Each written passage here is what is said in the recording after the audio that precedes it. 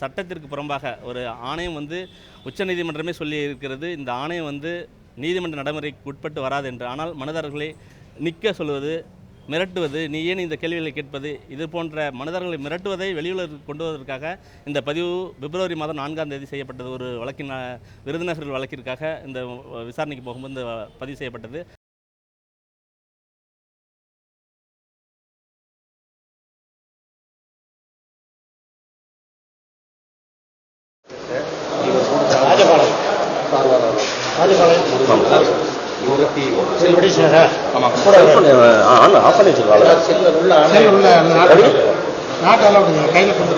அவர்கிட்ட பேசுகிறேன், சொல்லுங்க, செல் வச்சுக்கிறேன் சொல்லுங்க.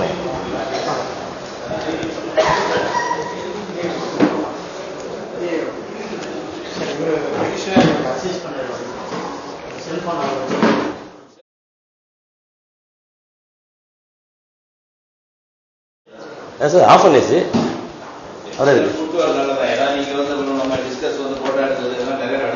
எப்படிங்க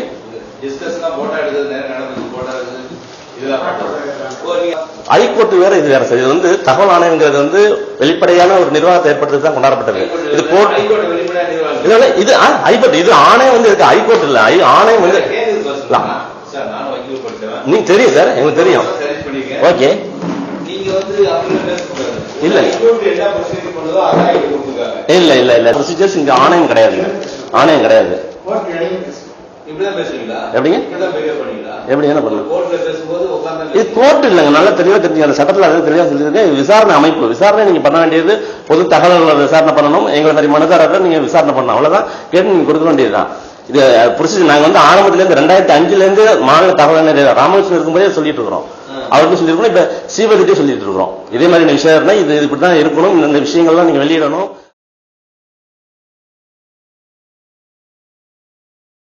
வந்து 36ஆம் தேதி நீங்க ஒரு மனுதாரர் அடிச்சதா அப்படின்னு எங்களுக்கு ஒரு கம்ப்ளைண்ட் வந்திருக்குது. அடிச்சதா ஒண்ணு. அடுத்த ரெண்டாவது, அதுக்கு முன்னாடி நீங்க ஒருமையில பேசுறதா எங்களுக்கு கம்ப்ளைண்ட் வந்திருக்குது. நீங்க நீ வா போ அப்படின்னு பேசுறதா கம்ப்ளைண்ட் வந்திருக்குது. ஒரு ஆணையருக்கு ஒரு பொதுமக்களை இவ்வாறு கரைக்கிறோம் பேசுறதுக்கோ அடிக்கிறதுக்கோ எந்த அதிகாரமும் கொடுக்கல. அடிச்சிருக்கேன், நான் அவரை அழைச்சிட்டு வரேன், கம்ப்ளைண்ட் கொடுத்து வரேன். எங்க இயக்கம் சட்ட பஞ்சாயத்து இயக்கம்.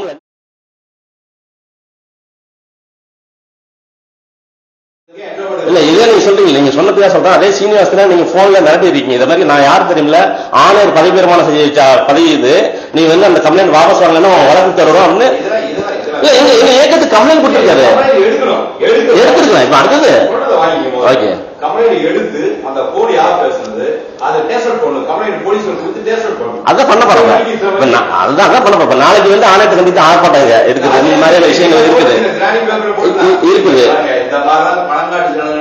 நான் பணம் சட்டப்படி சொல்றேன், சட்டத்தின்படி. நீங்க ஒரு பெட்டிஷனை போய் நான் நடத்துறதுக்கு எனக்கு என்ன இருக்குது?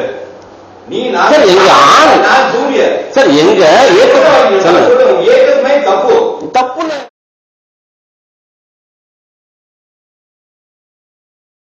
வந்திருக்காரு, வா போன்னு சொல்லி விட்ட பேசுறீங்க.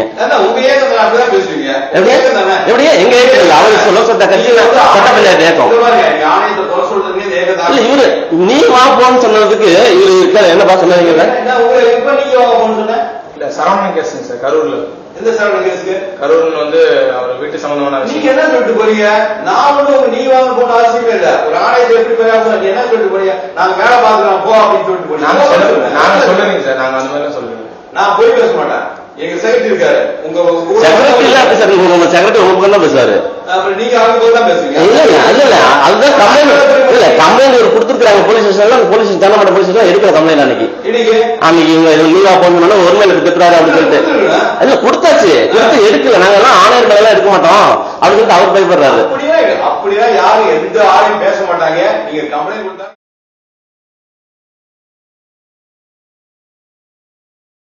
மாமானா வச்சானா யார் தெரியுமா? ஏன் நான் ஏன் மிரட்டணும்? நான் ஒரு மாசத்துக்குள்ள அவளை ஜாயின் பண்ணி நான் ஏன் மிரட்டணும் போய்? இன்னொரு கம்ப்ளைண்ட் பொது தகவல் கம்ப்ளைண்ட் வந்துச்சு. என்னன்னாக்கா நீங்க பொது தகவல் இந்த வீடு கட்டிட்டு இருக்கிற இந்த இடத்துல ஒரு மூட்டை இது உங்களோட ஜல்லியும் உங்களோட மணலும் கொண்டு வைக்க சொல்லிருக்கீங்களா? எப்படி நான் போய் சொல்லுவேன்? அதான் வந்ததே நான் சொல்றேன். விசாரணை பண்ண உண்மையா பொய்யெல்லாம் எனக்கு தெரியாது, வந்திருக்குன்னு சொல்றேன். எப்படிங்க போய் உங்களோட மாடல் தண்ணி அடிச்சிருவான் நான் அதாவது பொது தகவல் நீ வந்து இந்த தகவலை கொடுக்க சொன்னால் நீ மாட்டிப்ப. அதனால நீ என்ன பண்ற, நான் உனக்கு சாதகமா சொல்லி முடிச்சிடுறேன். நீ எனக்கு வந்து இங்க ஒரு மனவே உன்னோட நான் வெளியிடுறோம், வெப்சைட்ல எல்லாத்தையும் வெளியிடுறோம். நாங்க இப்போ வந்து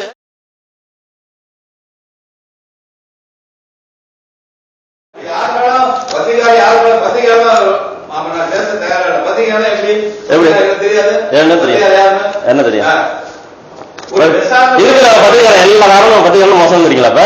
இப்ப ஒரு விசாரணை கூட பண்ணாங்க, ஆப்போசிட் என்ன நடந்து கூட விசாரணை பண்ண பேப்பர் கூட பத்திரிக்காரீங்களா?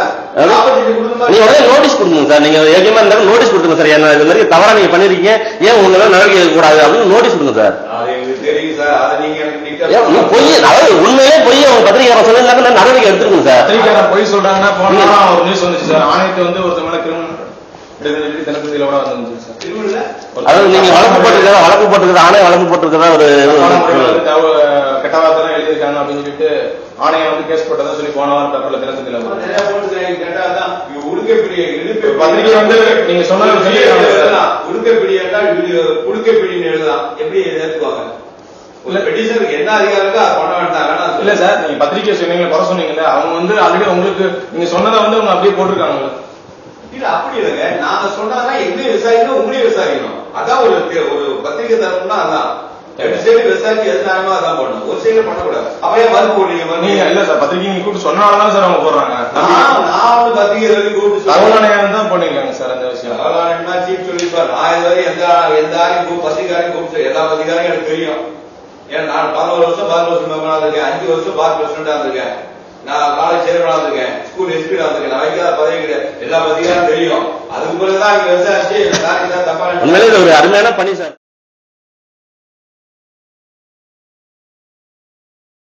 நீங்க அவ்வளவு சர்வீஸ் செய்ய வேண்டிய ஒரு இடத்துல இருக்கீங்க சார். நல்லா செய்யலாம் சார், கண்டிப்பா செய்யலாம் சார். எவ்வளவு இதே கேரளாவில் பாத்தீங்கன்னா தகவல் அனுப்பி அதிக மனுக்கள் வருது. ஏன்னாக்கா 30 நாளைக்கு மேல நீங்க உண்மையிலே தகவல் கொடுக்கலாம், பெனால்டி போடுங்க சார். எத்தனை பேர் நீங்க போட்டீங்க சார் பெனால்டி? 7 பேருக்கு போட்டுருக்கேன். 7 பேருக்கு பெனால்டி போட்டுருக்கேன். கட்டிருக்காங்களா? கட்டிருக்காங்களா? அதை நாங்க இங்க வந்து கேட்டோம், அந்த இதே ஸ்ரீபதி கிட்ட பொறுப்பேற்ற உடனே கேட்டோம், மொத்தம் எத்தனை பேர் 25,000 பெனால்டி போட்டீங்க, அந்த லிஸ்ட் கொடுங்க அப்படின்னு கேட்டோம். அதுல எத்தனை பேர் கட்டி இருக்கிறாங்க அந்த லிஸ்ட் கொடுங்கன்னா இது வரைக்கும் கொடுக்கல. இல்ல நான் கட்டல, யாருக்கும் அபராதம் வச்சிருக்கேன் அந்த லிஸ்ட் கேட்டேன். அது கொடுக்கல, இன்னுமே கொடுக்கல, 3 வருஷம் ஆச்சு கொடுக்கல.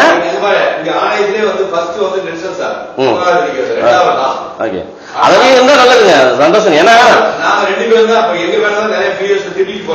அரசு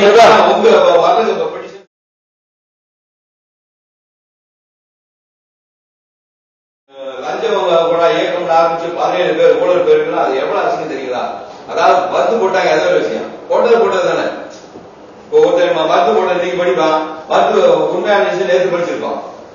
அதான் யோசனை பண்ண, நாளைக்கு நீங்க ஒரு பொறுப்புக்கு வந்தா, நீங்களே சப்போஸ் ஒரு எம்எல்ஏ ஆனா ஒரு ஆம்புகாக மாதிரி வந்தீங்கன்னா நாளைக்கு உங்க பொசிஷன் என்ன இருக்கும்? ஒரு நேர்காணல வந்து அப்படி கொதிச்சு எழுந்துருவோம் சார், உடனே வழக்கு போட்டுருவோம் sir.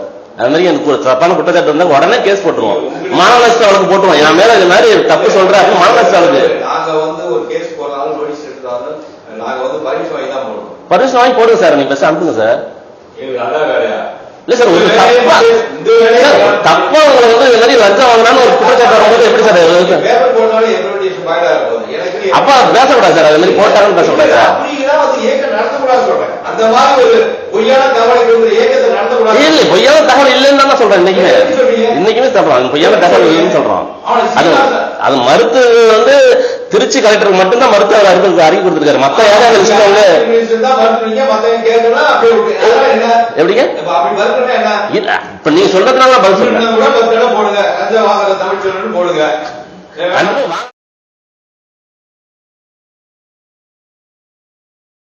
Here's inviting all the YouTube viewers to subscribe to Red Pigs.